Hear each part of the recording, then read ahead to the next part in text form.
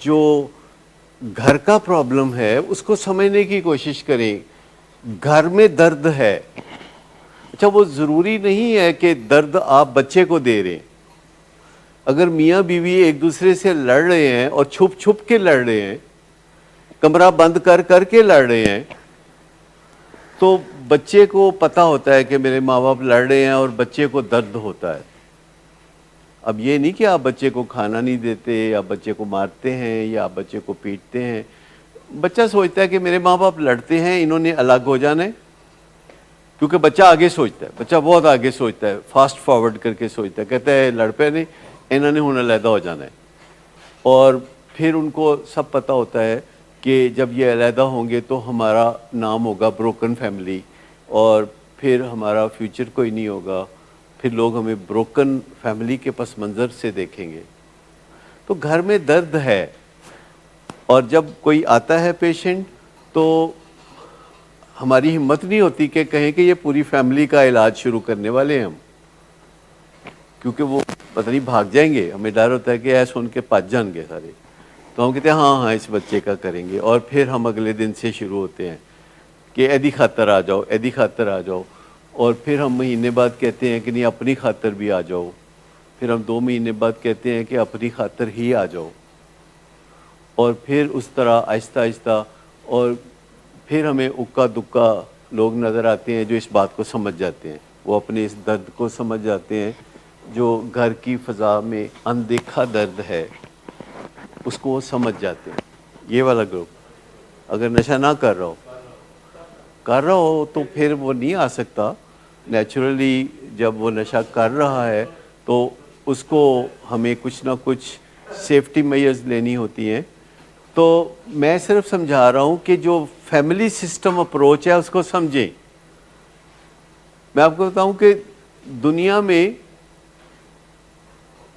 بڑے بڑے جنگلات آپ نے دیکھے ہوں گے, کچھ جنگلات ایسے ہوتے ہیں جو زیر زمین آپس میں کنیکٹڈ ہوتے ہیں, زمین سے نیچے ان کی سب کی جڑیں کنیکٹڈ ہوتی ہیں, اوپر وہ علیحدہ علیحدہ درخت ہوتے ہیں.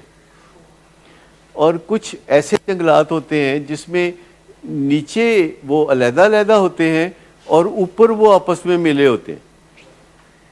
ایک فیملی از لائک دس. کبھی ان کا رابطہ آپس میں ٹینٹیکلز کی مدد سے زیر زمین ہوتا ہے, کبھی ان کا رابطہ فضا میں ہوتا ہے جو نظر نہیں آتا. اور یہ جو انویزیبل ایموشنل سٹرنگز ہیں, نہ نظر آنے والی جو رسیاں بندھی ہوتی ہیں, ان کو دیکھنا بہت ضروری ہے. اور یہ ایک کاؤنسلر کا کام ہے کہ وہ اندیکھی رسیوں کو دیکھ لے اور بتا دے کہ کون کس کی سٹرنگ پول کر رہا ہے, اور کون کس سے کتنا تنگ ہے, اور کون جو ہے اس کو درد ہوتا ہے, اور کون ہے جس کو درد کا درما چاہیے, کوئی کون ہے.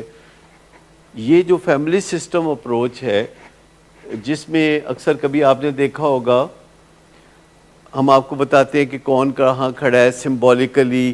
جو میل ہے وہ اسکوئر ہوتا ہے, جو خاتون ہے وہ سرکل ہوتا ہے, اس میں کوئی نزدیک ہوتا ہے, پھر ایک لکیر ہوتی ہے جو گراؤنڈ لیول ہوتا ہے, پھر کچھ لوگ گراؤنڈ لیول کے نیچے پلے کر رہے ہوتے ہیں, گراؤنڈ لیول کے نیچے, کچھ لوگ پھر ابھر کے گراؤنڈ لیول کے اوپر آ رہے ہوتے ہیں. That is recovery. کس طرح سمبولیکلی کون کہاں کھڑا ہے, کون آپ کے دوست احباب ہیں, گھر کے ممبرز کون سے ہیں, یہ آپ دیکھ رہے ہیں, یہ آپ کو سمجھ آ رہی ہے. یہ سلپری پلیسز, یہ نیبرز, یہ پولیس, اور یہ فیملی ممبرز, یہ ریلیٹیوز ہیں,